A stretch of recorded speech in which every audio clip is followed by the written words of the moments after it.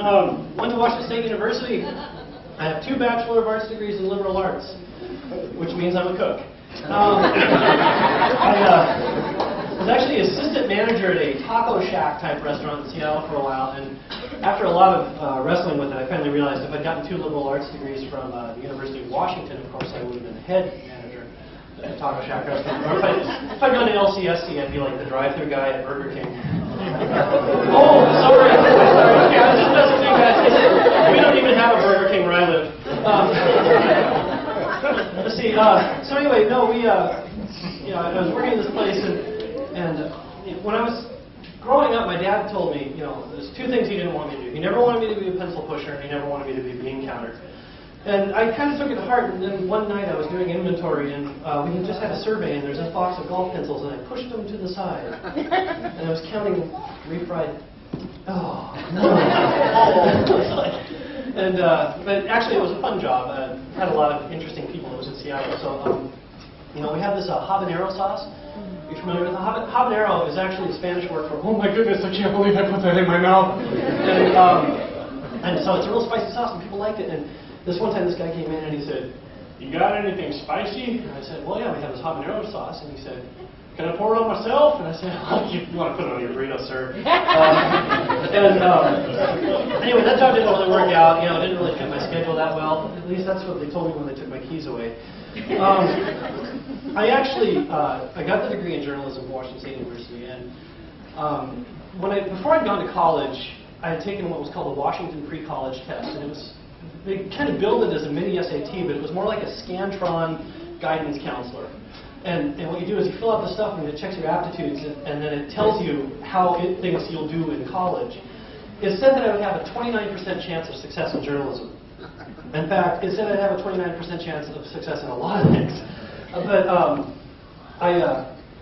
What it said that I had the most chance of success for was forestry and physical education.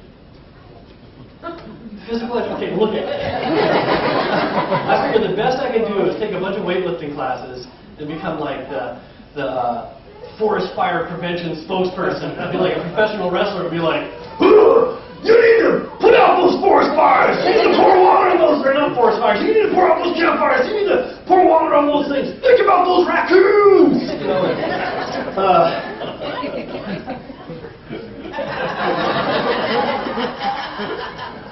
My lovely wife, Julie. Okay, let's see.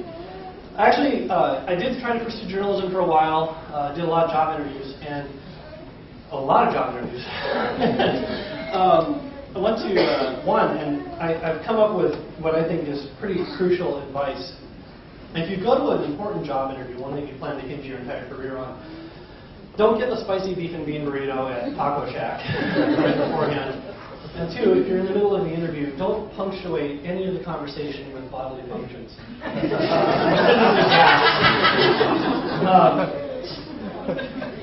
It was bad. I was in the middle of the interview, and it was like, it had gone well. The interview went well. I had taken a writing test. It went well.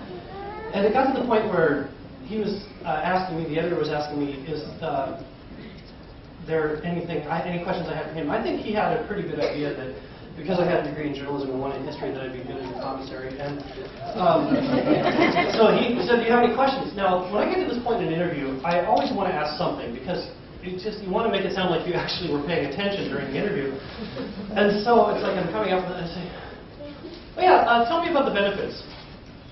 And then I realized he had a long explanation about the benefits, and I didn't have that much time. And so I was sitting there and I was like, and he's telling me essentially that people in journalism don't have benefits. And I'm like, and he's explaining this whole thing, and then finally it was like, "Okay, I have to go now." And he says, "Is there anything else?" And it was like,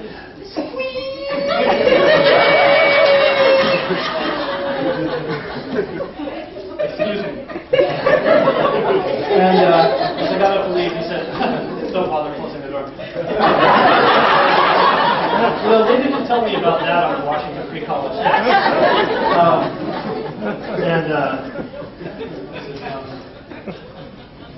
I didn't even get my portfolio radio back then.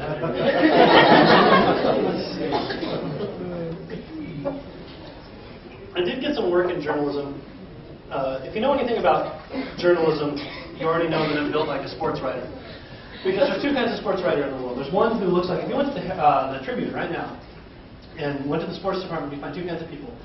One that looks like Roger, who could just get up right now and run a marathon. You know, they're at work, they're wearing the New Balance shoes and all that. I mean, and then the other ones look like me. Someone who played football in high school and let himself go. So every interview I went to, it would be like, "You're going to be our sports guy." It's like, okay. So I did the sports thing for about 8.5 years, and my tendency in writing is I always try to put a positive spin on every story I write, even if my team gets blown out. And I always try to get as many names into the article as I can get. The coaches figured this out pretty quickly and started sending their entire benches to me. And so, you're covering a basketball game, yeah, I've got 25 inches to fill, but the first 5 or 6 interviews had that covered. And I've got 4 more kids to talk to. And so it gets to the point where it's like, "So, Jimmy, did it hurt when you got elbowed in the nose?" "Yes." "So, Tommy, did you think it hurt when Jimmy got elbowed in the nose?" Speaking of sports injury, I used to be a 911 dispatcher at a rural North Idaho county. Oh, this is a rural North Idaho. I gotta just say that it was within a 90-mile radius of this location. Because I worked the graveyard shift, I'm sure all of you know what kind of calls I got. 911, state your emergency. "There's a cow out on Highway 9. Because as you know, everybody in North Idaho has a southern accent. "Where's the cow located?" "It's about milepost 12. "Well, you know, if that cow gets about a half mile down the road, it'll be an open range, then it's okay." "Well, I think it's Earl's cow." "Oh, well, do you have Earl's phone number?" "Nope." "Well, do you know Earl's last name?" "Nope." "Well, what makes you think it's Earl's cow?" "Well, Earl's out there trying to catch it." We'll get a deputy out there right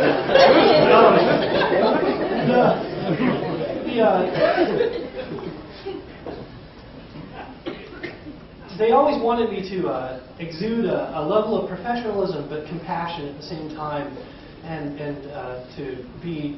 to not get emotional about it. And I figured the best I could do would be to sound like a telemarketer. It would be like, "Thank you for choosing 911. How can I help you?"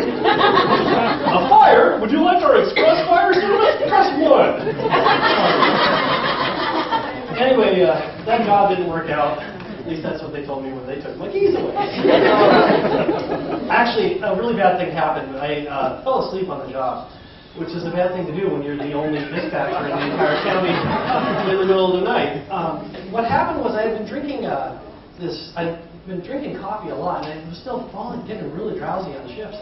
And it got to the point where I had gone to a store, and they had this bodybuilder fluid. It was like Ripped Fuel Optimax, and it was filled with caffeine and ephedra, which killed a baseball player recently, and that's not funny, but but it also had a bunch of carbohydrates in it. So all my Atkins people already know what's wrong with this.